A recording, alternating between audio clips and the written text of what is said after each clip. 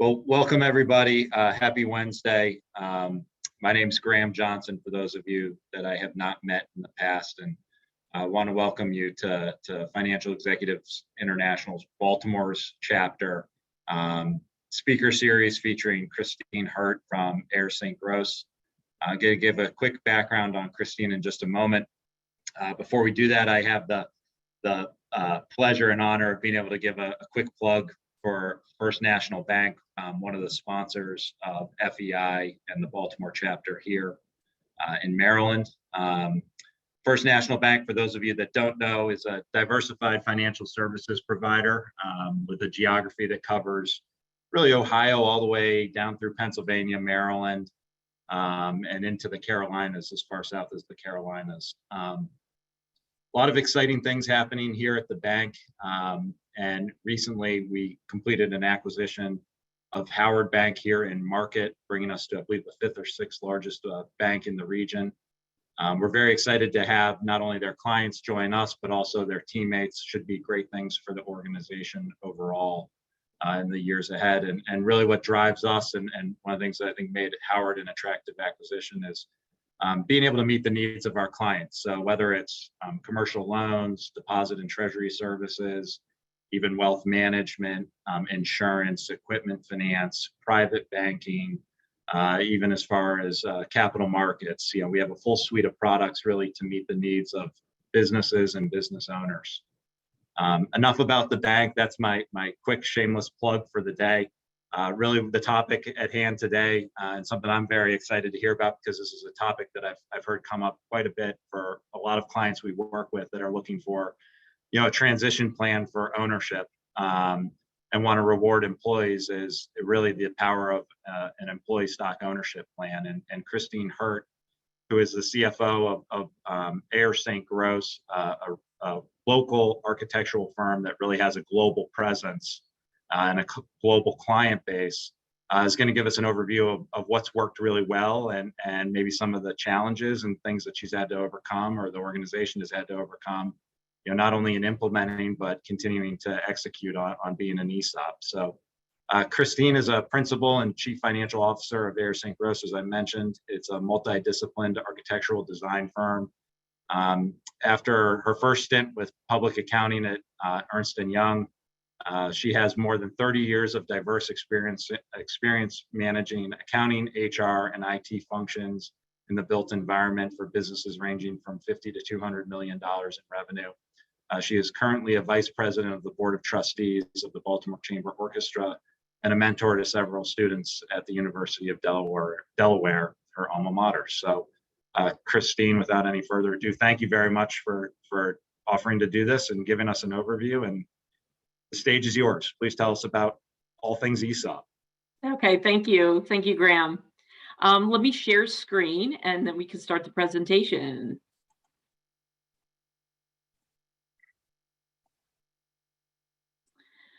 So, I have been asked to discuss why Ayers Saint Gross made the transition from a traditional business model to an employee stock ownership plan, and really how the power of the ESOP has strengthened both our business operations and really culture of the company.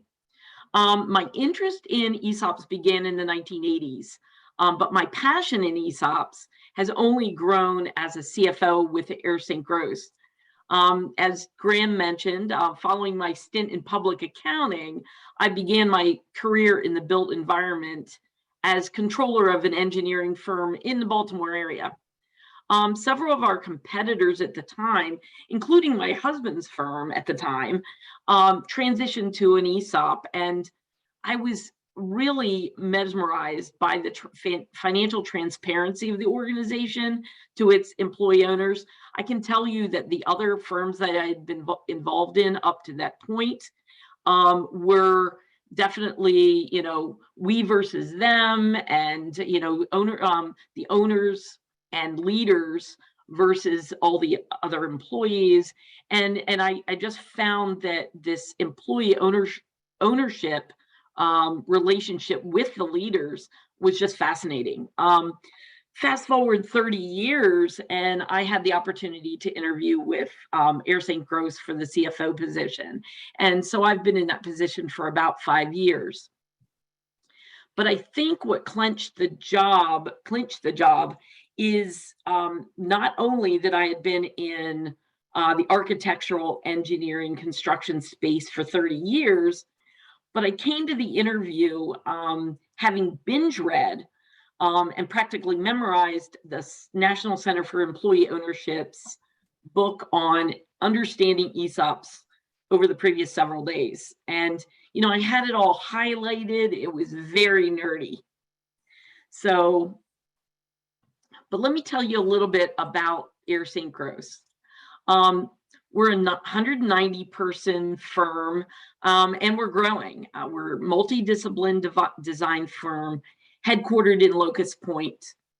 We have 3 formal offices. One in our headquarters is in Baltimore, but we also have offices in DC and Tempe, Arizona.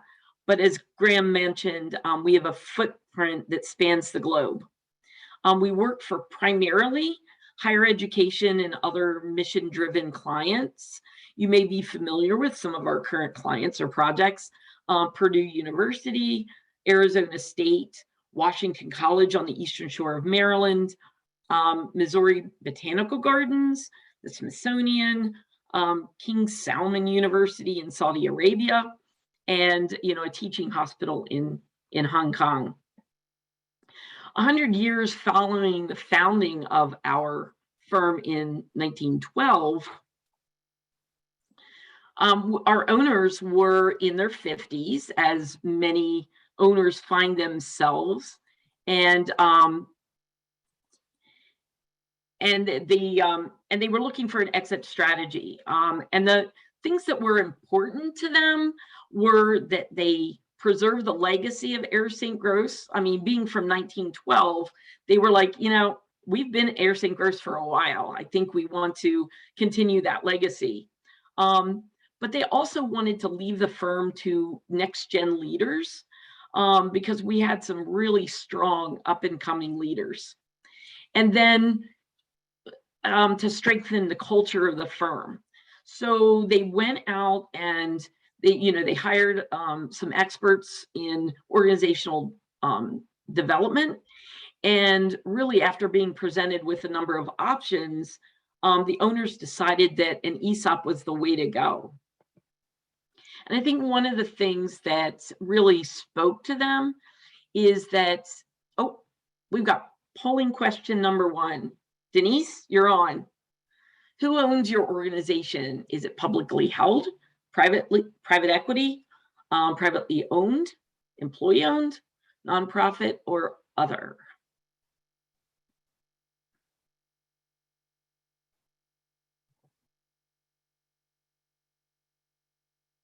So we'll give everybody a couple of seconds to answer this.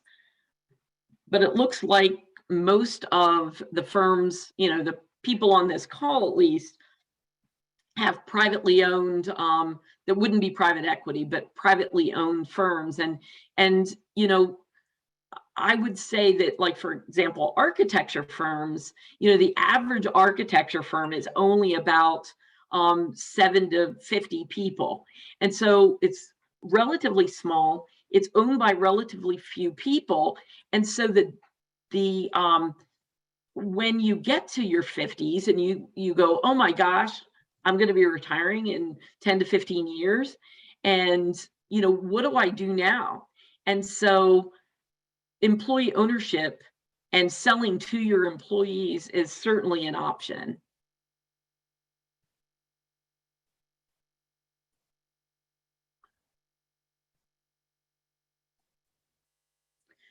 So when I was reading a lot, everything I could possibly absorb on ESOPs, I quickly began to understand this power of an ESOP. And historical business performance compared to other forms of ownership, according to the NCEO, which is the National Center for Employee Ownership, is that productivity growth rate is 50% faster than other firms. Revenue growth 2 to 4% higher. employment growth, 2 to 4% higher, return on equity, 4% higher, revenue per employee, 2 to 6% higher. And the statistic back in the Great Recession was that there were 4 times less layoffs. And I can tell you that our built-in financial and cultural discipline kept us thriving during the pandemic. Whereas other firms, laid off people, we were on it, and we developed, we have a people and culture committee that sprang into action. Our leadership sprang into action, and it's all because we have a close relationship between leadership and our employees, I can tell you. So we became an ESOP in 2013, and I can tell you that there is a continuum of understanding, organizational development and cultural maturity that happens as the ESOP progresses through the stages. So when you're a baby ESOP or a very brand new ESOP, all you're absorbing is ESOP understanding, that 101, that transaction. You're trying to do basic communication to your employees. And so, you're trying to do best practices for an ESOP. You're setting up this communications committee. So you're doing a lot of things that you would do as a baby ESOP, that then once you have kind of that ownership under your belt, right? And you become what we call a teenager ESOP. So a teenager ESOP, I consider, is that you've paid down some of your debt. You feel like you can make it out the end to paying off all of your debt. When you're a baby ESOP, you don't know whether that's ever going to happen because it seems so overwhelming.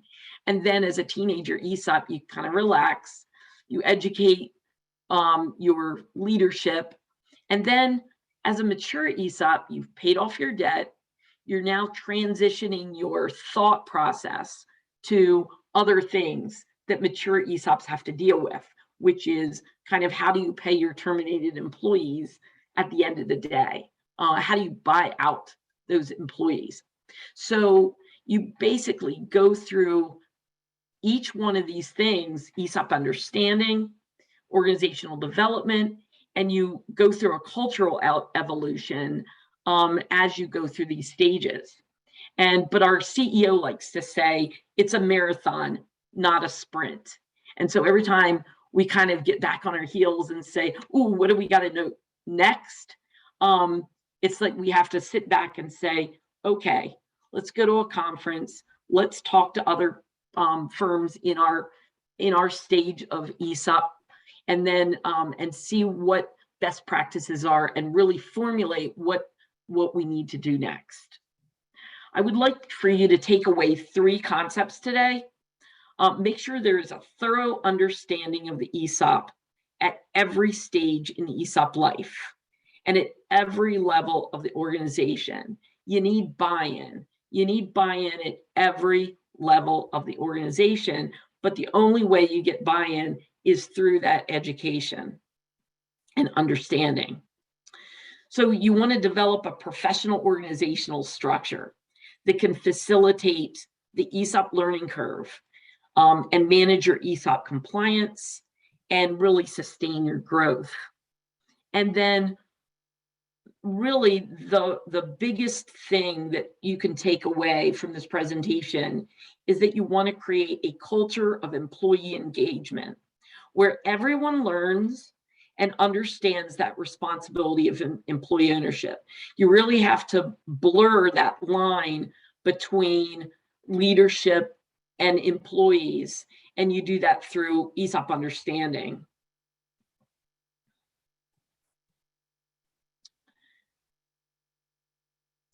So, the first thing you need is ESOP understanding, and it starts at a very basic level. Okay, so the ESOP stands for Employee Stock Ownership Plan. Everybody needs to know that. It's 100% funded retirement plan. So it's regulated by ERISA, and it's under the Internal Revenue Code and Department of Labor, just like your 401k plan. And your assets are held in trust, and employees do not own stock directly.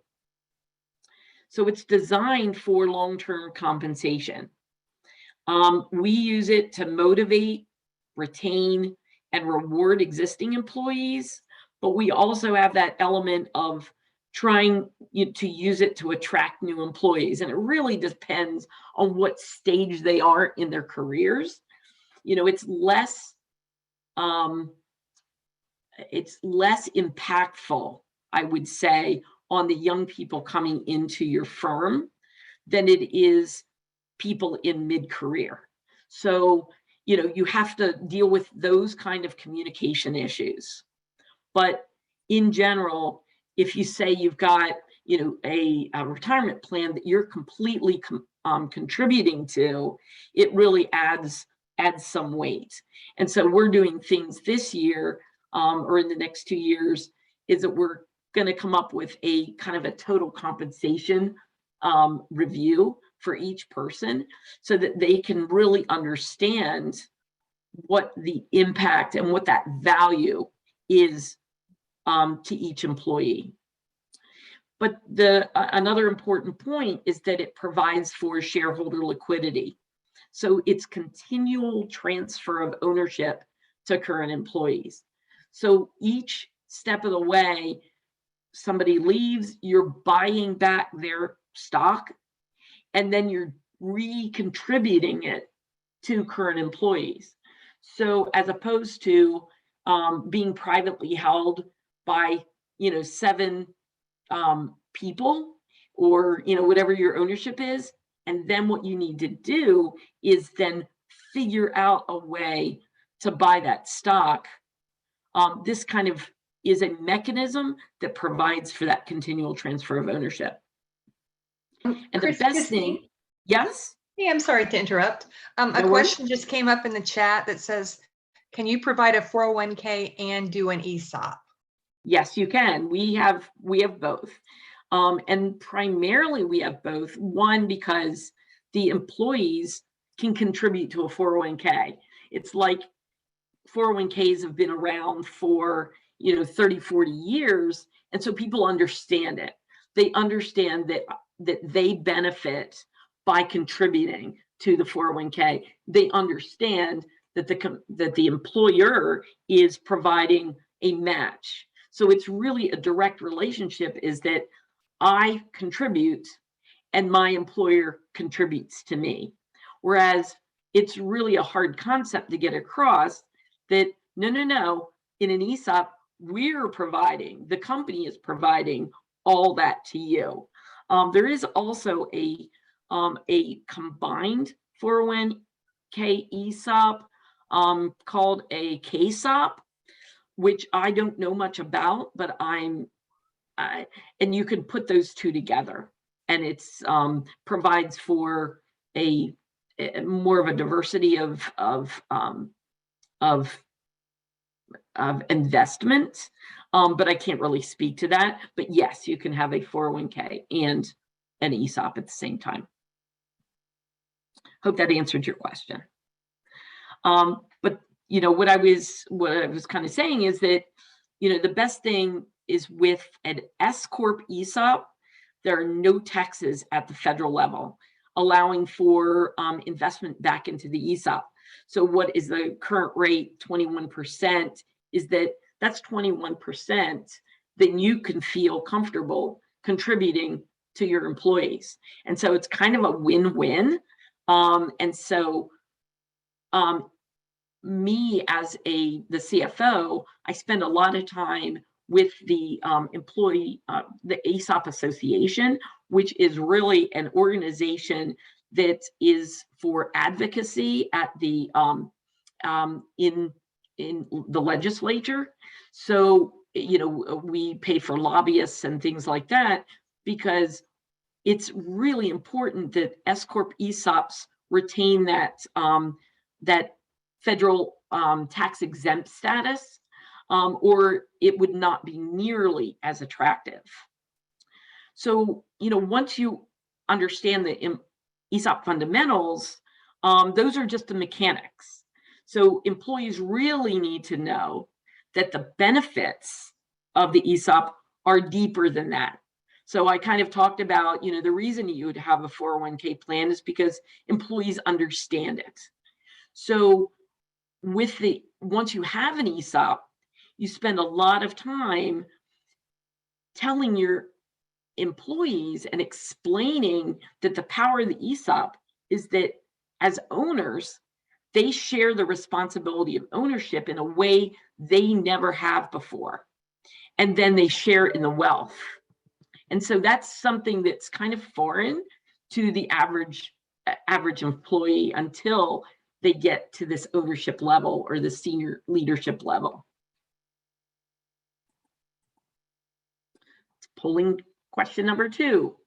How important is it for the sellers to understand the initial sales transaction?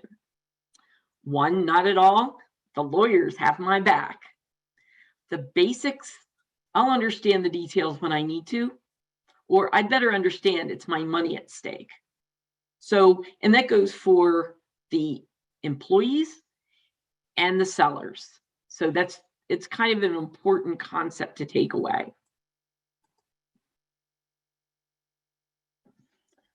So Denise, let me know when we have results. I think, yeah, I'd better understand it's my money at stake. Absolutely. It's very important to understand that in no matter who you are in the organization. So the transaction, okay, this is kind of the basic. This is when you first become an ESOP or when you're becoming an ESOP. So we say that hindsight is 20/20. My experience has shown me that the sellers have selective memories. It's like having a baby. You only remember the good parts, or we would never have more than one. And that's for you ladies out there. So make sure the sellers fully understand the initial valuation as it relates to the sales price. Everyone should understand the financing and the attached warrants. And most importantly, well, I'm not sure most importantly, but one thing that is kind of built in to an ESOP documents is a limitation or cap on the bonus structure. And the reason for this is because the ESOP is to benefit all employees. It's for the benefit of the employees. And so if there is no cap or limitation on bonuses, then if the owners, if they're still involved in the company, would tend to, I don't know if they would tend to, but there may be an impetus to continue to suck cash out of the company. And so this limitation or cap on management bonuses really allows for fairness across management. You can build in it doesn't have to be a tight cap. It's just what the DOL is looking for is a fairness on management bonuses, that there has to be money left in the company in order to pay out repurchase obligations and provide that retirement benefit. So that's an important thing for the sellers to understand. I would start with simplifying or clarifying the documents. Provide a cheat sheet, go through and review those documents, and then pull out things that people need to understand and come up with a summary of key elements. And then I would spend a lot of time communicate more to the lesser shareholders. So in many companies, you've got, some senior stockholders, and then you've got this underlying group of next gen leaders that really don't know what's happening. So they need to understand what's happening. Typically, they're the next gen leaders who had possibly recently bought stock, and they were told that they would now be owners and sharing the wealth that they see the senior leaders have. Excuse me. And now they're handed a document with a check saying, sign here. You know, these are the next gen leaders. You need them in the ESOP. And so, you know, many times they, you sweeten the pot with retention stock appreciation rights, which is basically you stick around for 5 years, you help to grow the company, and then we'll reward you with cliff vesting. I can tell you that you need to revisit these documents periodically, at least annually in, say, a principals meeting. I can tell you that our next gen leaders, some of them didn't even know they had SARS when I got to Ayers Saint Gross. We had been an ESOP for, I got there in 2017, so the company had been an ESOP for 4 years, and the cliff vesting ended in, or cliff was in 5 years. So it was only a year after I got there.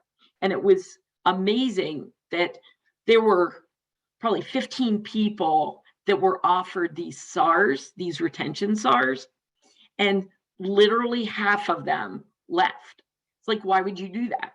It was a true benefit to keep people within the ESOP. And it was a great benefit. And they just had no idea what they had.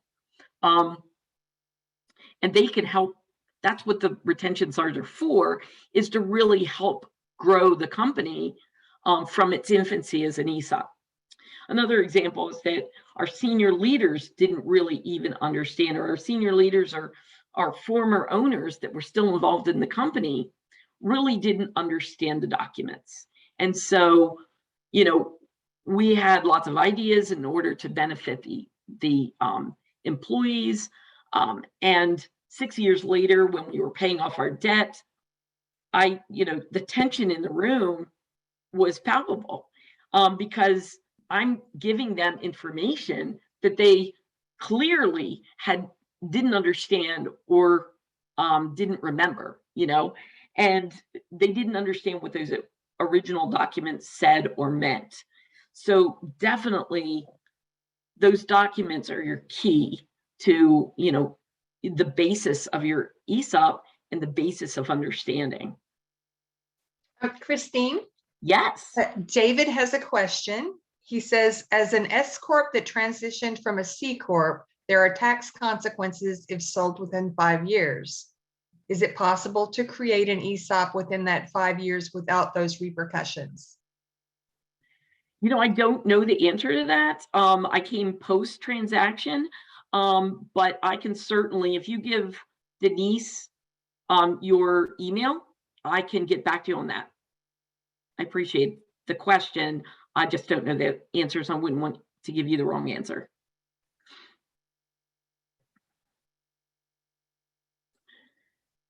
So I also, and this kind of plays into your question, is that you seek expertise. So, unless you have ready-made in-house experts when you start your ESOP journey, you need to rely heavily on external experts. And I still do. I can easily find the answer to your question, David.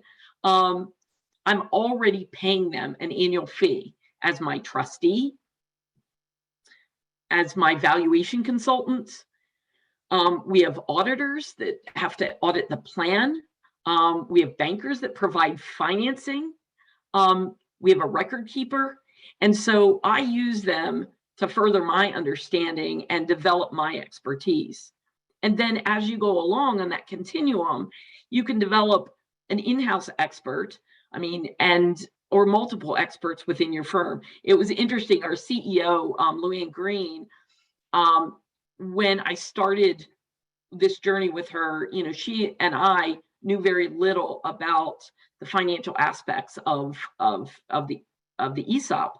And one thing that she says time and time again is that, you know, we have learned how to use our external experts, and we use those resources, you know, at least monthly, if not more than that. So we also, then we develop our in-house expert, or multiple experts. I use external resources such as the NCEO, which I had mentioned before, the National Center for Employee Ownership, and the ESOP Association. So the National Center for Employee Ownership is very educational. It's primarily educational, and they provide all kinds of materials on their website. I go to conferences for both of those organizations. I go to chapter meetings. I attend webinars, and they're just a wealth of information. In fact, the National Center for Employee Ownership is for all kinds of employee ownership. ESOPs happen to be their primary. I mean, I think like 80% of their membership is an ESOP, but the other 20% is really how to provide employee ownership, maybe without going the full way to becoming an ESOP. And become familiar with the specifics of the plan. You know, read the plan document, understand the distribution policy. The distribution policy is really over what period of time are you going to buy out your terminated employees and distribute that what they've earned to former employees or retirees. You know, and but it's all in the future. Take a deep dive into the valuation. This is all about your share price. You have to have an annual valuation. That's discipline, is that we not only have annual audits, but we have an annual valuation. It really helps you understand how a firm is valued, and really helps you describe that to your employees. And then figure out the ESOP accounting. You know, when I got there, they were the accountants really did the ESOP accounting and really handed it to them, and they signed off. That's not what you need to do. You need to really understand it so that what you're signing off on is that you understand what you're doing. And you have ongoing responsibilities. You are an ERISA fiduciary as the plan sponsor. You should provide fiduciary training to all your in-house fiduciaries, your plan administrative committee, your board of directors. They need to know what fiduciary responsibilities, because that comes with liability. You need to select and provide oversight of your plan's third-party administrator and record keeper, and your qualified advisors, such as your valuation consultant, your auditor, your preparer of the 5500. It's your responsibility to provide oversight to those advisors, to those partners. You need to provide disclosures to participants that clearly outline the benefits of the ESOP and what are offered. And you need to ensure procedural safeguards by documenting the transaction, the processes, and decision-making. I always call this, and my controller and I kind of talk about being audit ready. So, if, every year we have to have an audit. And so we have to keep up that documentation to be audit ready.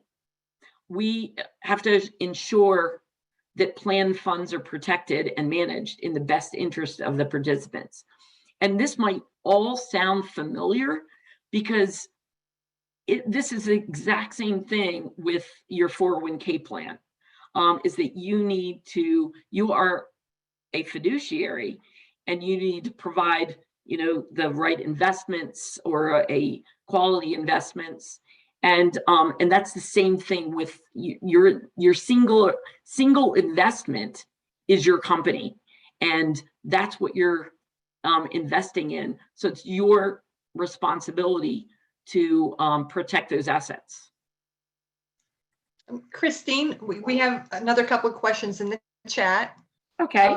Trevor's asking, one, can you speak to the buy-side trustee negotiation process?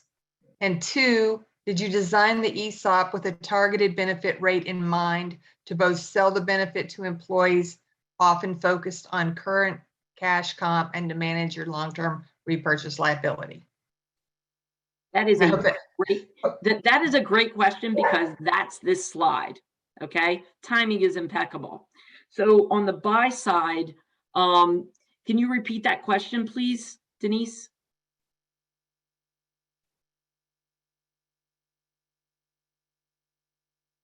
Are you on mute? Yep, I was. Can you speak to the buy-side trustee negotiation process? Yes. And the second question, did you design the ESOP with a targeted benefit rate in mind to both sell the benefit to employees often focused on current cash comp and to manage your long-term repurchase liability? Those are great questions. So from a trustee, selecting a trustee and negotiating with that trustee, it's really a two-way negotiation. So the trustee, the board of directors hires the trustee, and the trustee can fire the board of directors. So and it has to approve that the board of directors. So when I came, we already had an external trustee. Many firms have an internal trustee, which I'll talk about in a little bit. But so that negotiation is, they actually hire, the trustee hires the valuation consultant as well. And so it is really circular as far as that negotiation goes.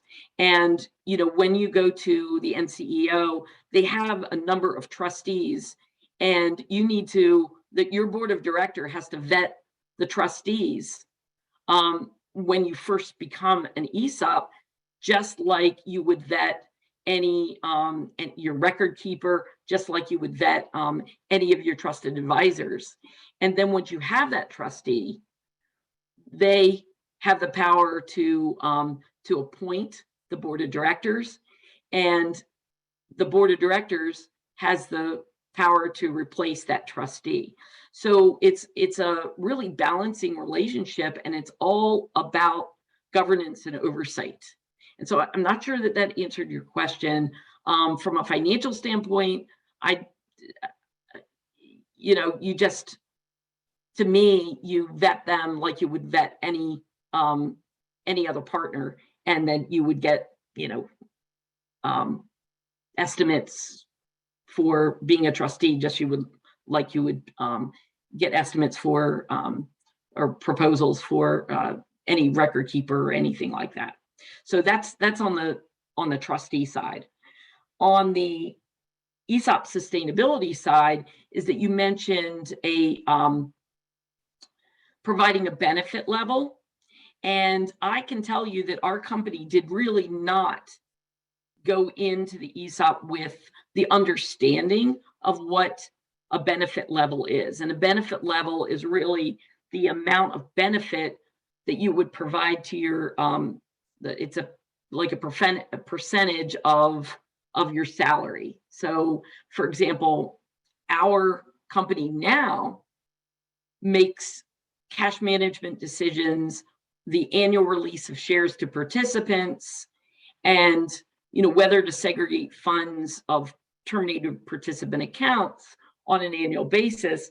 We do all of that with the idea of providing an 8 to 12% benefit level to our employees. So in addition to the employee, the 401k match, we target a a benefit level of about 12%, which is 12% of your salary. So that also helps with bringing in and attracting employees, because we can actually say that this is our targeted benefit level. And so people can understand that. But it took us, what, 7 years, 8 years to really understand that that's an option. And to me, it just really helps with understanding your repurchase obligations. And when I say repurchase obligations, it's the amount of money that you're going to have to spend in the future, amount of cash that you're going to have to spend in the future to buy back those shares of retirees and terminated employees. And so you basically, best practice is to prepare a repurchase obligation study with a consultant every 2 to 4 years. And if you aren't providing a targeted benefit every year, then it's very difficult to really understand your long-term cash management and to really model those cash requirements over the long term to manage your ESOP liabilities. So that's a very good question, but it really plays to all of these things on this slide, is that we use the benefit level to determine our annual release of shares to participants, make an annual decision whether to buy back those funds of terminated participants, how we're going to provide for distributions to retirees and terminated participants. It really it doesn't play into negotiating and budgeting professional fees with trusted partners, but we have to take that into account in our normal budgeting process. And then at the end of the day, sustainability, that's what we're talking about, is sustainability. And it's really, I have to say, it's all about cash and managing cash for the long term. But it also is providing employee education at various levels of the organization to really maximize that employee engagement.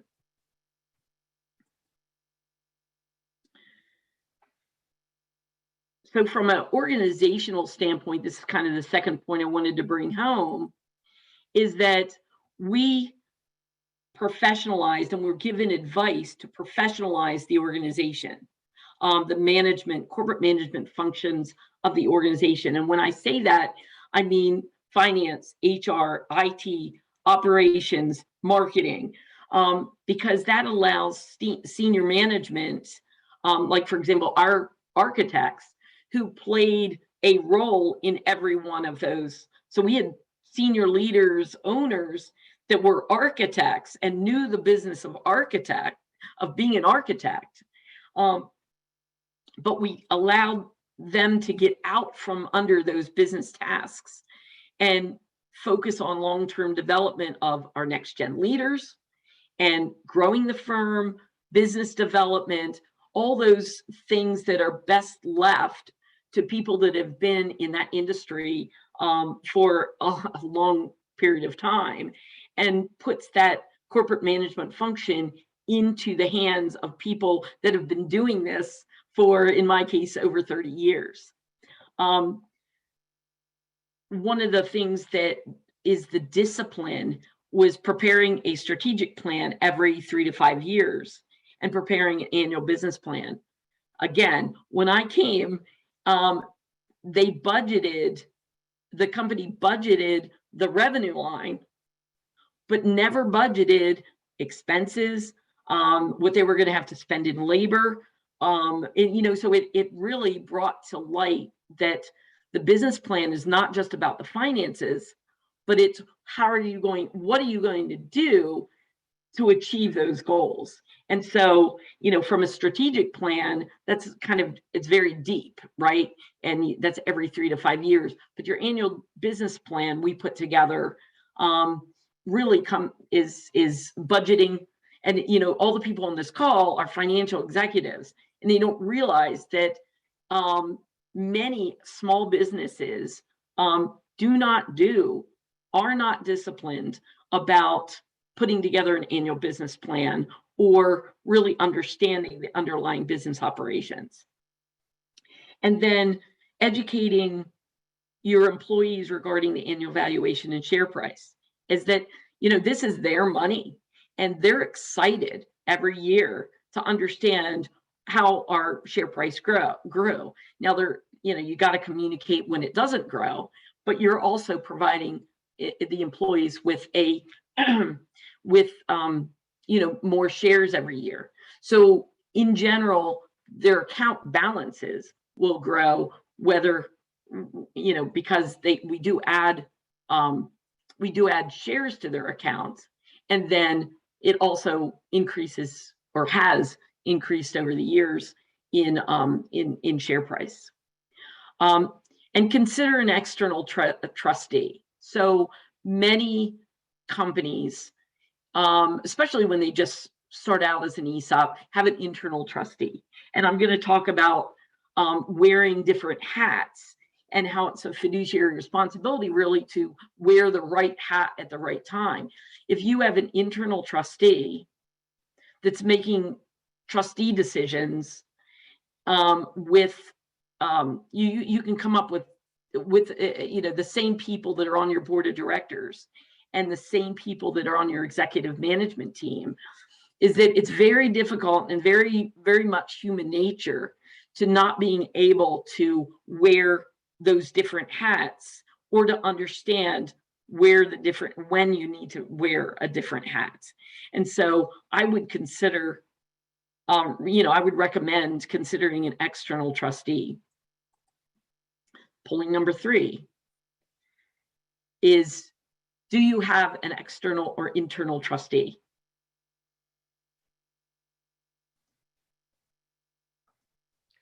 Christine, while folks are answering this, we have another question. Okay. It's privately held firm owners have skin in the game, which provides a level of engagement that is typically more than a normal employee. Can you discuss what happens when there is a downturn? And sorry about this, hold on. And hang on, I lost it. When there's a downturn and when cash might get tight where there is not an owner to put capital back in. So that is one of the things about an ESOP, is that you definitely want to save for a rainy day. So that's what the cash management is all about. And ESOPs do get in trouble, 10 years down the road, they've paid off their ESOP debt, and then they have, there's a downturn, and then they can't pay out the people that are actually being terminated because of maybe a layoff situation. So it's extremely important to do what I said on the other slide, is cash management's the key to a successful ESOP. And so it is difficult to really discuss that proposition with all of the employee owners. But there are communication tools out there. There are cash management tools, and there are levers you can pull to stretch out the time that you have to give to pay out your employees. I mean, there are some mechanisms and tools that your experts can help you with. So it looks like I don't know what the answer. Could you put up the results, Denise? Oh. Not sure. So of the people that answered that, external trustee seems to be the winner. And then if you're not sure, or it doesn't have any bearing on your company. So I recommend rethinking your board composition as well as your trustee, because the board of Ayers Saint Gross pre-ESOP and as a new ESOP and even a teenager ESOP had the same board members as the management committee, as senior leadership, as the ESOP administrative committee, and it is definitely human nature not to be able to switch hats or to even know what hat to put on at any given time. So I recommend that sooner than later, create a board charter that gives clarity to the bylaws that are written in legalese. Hire at least one independent board member that can provide an outside perspective. Ayers Saint Gross currently has 2 external board members, one who is an expert in organizational development and ESOPs, and then one who is an expert in business development in our industry. We're actually currently looking for a third that would add diverse expertise in growing a firm through M&A or organic growth, and really filling a gap that we have identified. I know everybody's looking for this golden unicorn when they put an external board member on your board, but it really helps with that outside perspective, and it fills gaps. Disentangle the board from management. And the only way you can do that is define the roles and responsibilities and provide fiduciary training. They have to know what hat they're putting on at any given time. And then match the people skills, competencies, and diversity of thought to board positions. And then create a succession plan. In addition to the board, where you really need a succession plan for all your key roles. So you identify your critical roles, and these would be your CEO, your board members, your practice leaders, your rainmakers, and construct success profiles. This is sort of the process that you would go through, and the reason it's a circle is because you continually. This is not something you do once. It is as your next gen leaders come up, you need to match. Define your roles and responsibilities and really match with in-house eligible resources. And then you have to develop, train, and mentor. And then strategically hire where there are gaps or provide those as external board positions. And, we always like to say, plan for attrition, retirees, and catastrophes. Catastrophes are when you put a name in an envelope if your CEO gets hit by a bus tomorrow. And I don't mean to be flippant about that, but it is an important part of planning, and so that's a good best practice. Develop a growth philosophy. Best practice in any organization is develop a growth philosophy. But in ESOP, growth gives opportunities to develop the next gen leadership. It increases your stock value, allows you to document that the decisions are being made in the best interest of the participants. So you consider your markets, your geographies, your gaps in skill sets. You determine whether to let opportunities come to you or proactively seek acquiring other firms. Determine comfort level with acquisitions versus developing markets through organic growth. If someone were to reach out to acquire your company, when does it make sense to sell or merge? When it is in the best interest of the participants. A certain multiplier, more diverse opportunities for your employees, when it is another ESOP. And I get to the best part last. It's our culture of evolution. Polling question number 4. Is developing your employee culture important to your business?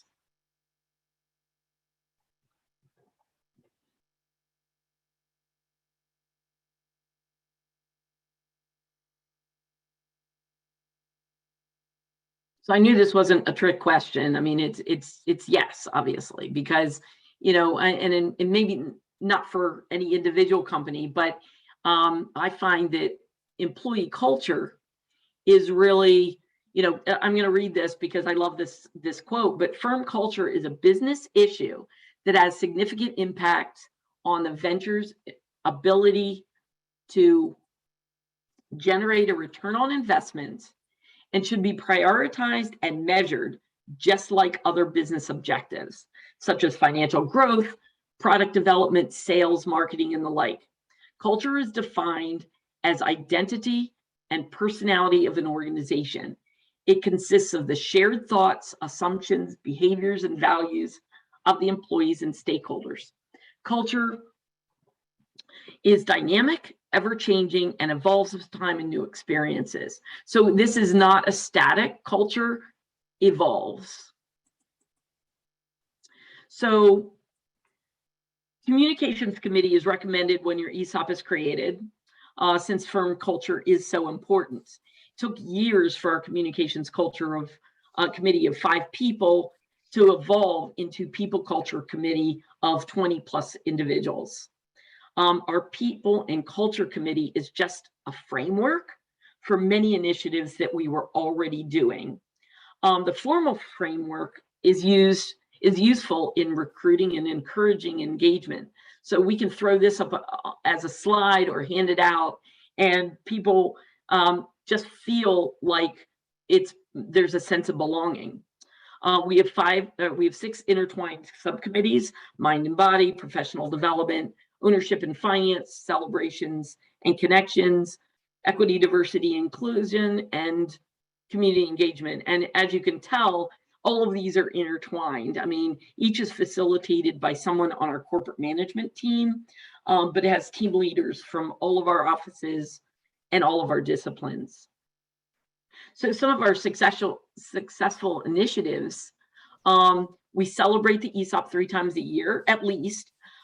There's a vesting ceremony for those that are becoming 100% vested, and we hand out vests, branded vests.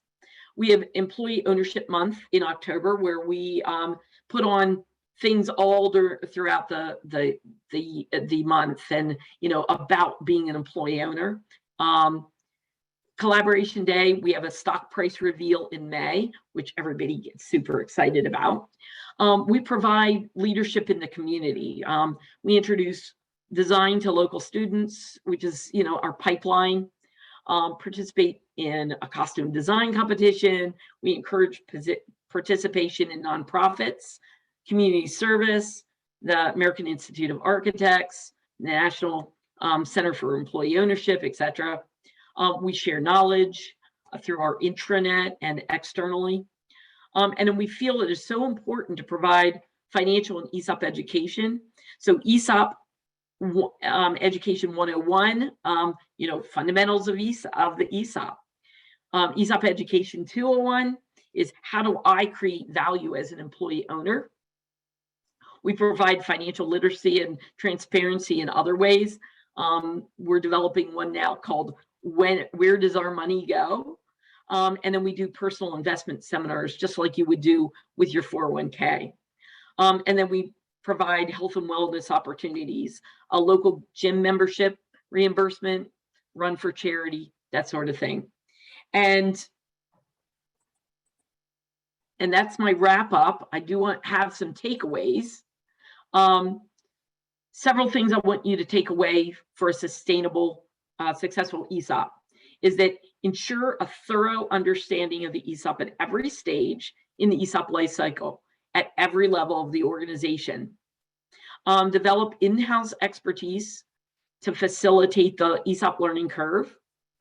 Develop a professional organizational structure that can manage and sustain growth.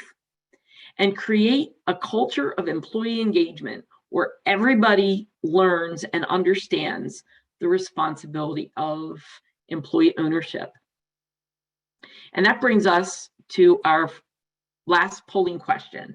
What is most important to the success of an ESOP? Is it ensuring the thorough technical understanding, developing in-house expertise, designing a professional organizational structure, creating a culture of employee engagement, or all of the above? I knew you'd all get this right. And Christine, we do have another question in the chat while we're running the poll. Okay. Can owners realize an exit value via an ESOP anywhere close to what they will see from private equity, strategic, or public markets? That is a good question, but we like to structure our compensation model on our bonuses and 401k match and our compensation are market driven. Okay, so basically, if you went from our firm to another firm, you would not see any differences in those items. So from an ownership perspective, it's all 100% employee funded. So it's all on top of what they're realizing in the market. And as I said a little earlier on, is that we target, say, 12% of salary from when you first start. So if you're looking at somebody who's been in the ESOP for a long period of time, there are stories of average workers, that have been someplace for 20 years having $1 million in their account. So I can't speak to specific because it is very individual, as is any other employee ownership structure. The thing that I can tell you is that you start earlier, right? And they always say, start with your Yes. Christine, hi, this is Mike McRae. I'm the one that asked the question. I think I wasn't clear enough. I wasn't talking about the folks in the ESOP, talking about the initial transaction, because I think a lot of owners really want their companies to continue to exist, beyond their generation and make it a multi-generational institution. And that's what attracts them to ESOPs. However, there's probably a limit to how much discount they'll take.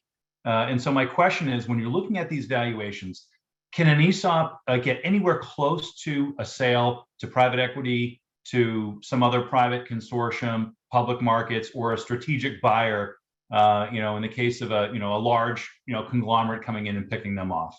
Thank you. So, okay, I completely understand your question now.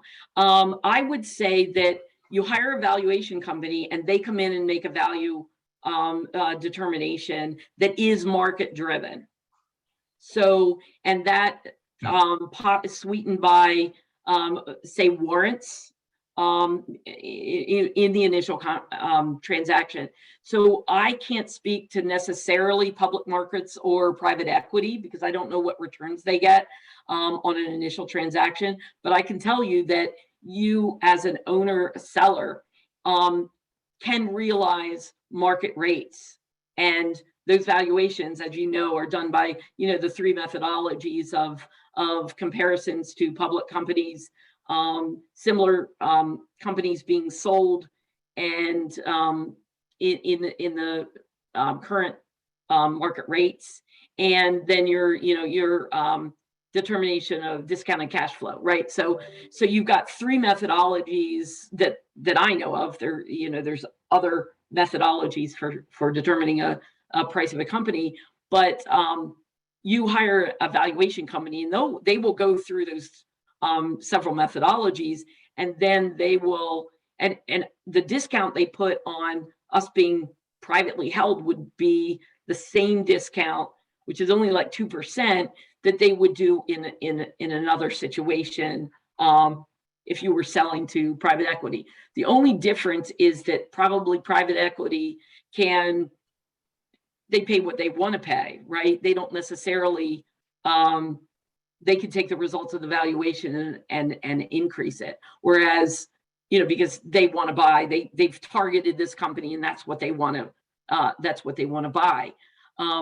But as far as, because the valuation has to match the market in selling to an ESOP, because you don't want those employee owners burdened with excess, with an excess price after the sale. Did that answer your question?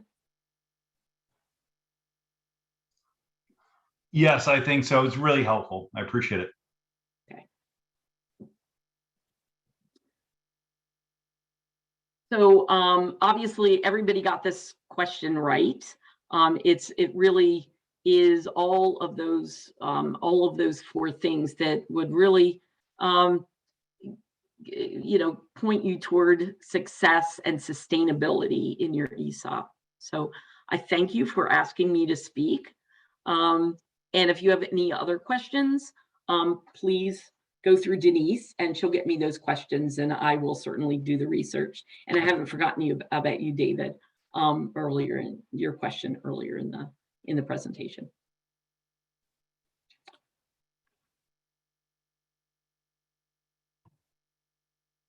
I think I have the pleasure of bringing us home here. So Christine, thank you very much for your time.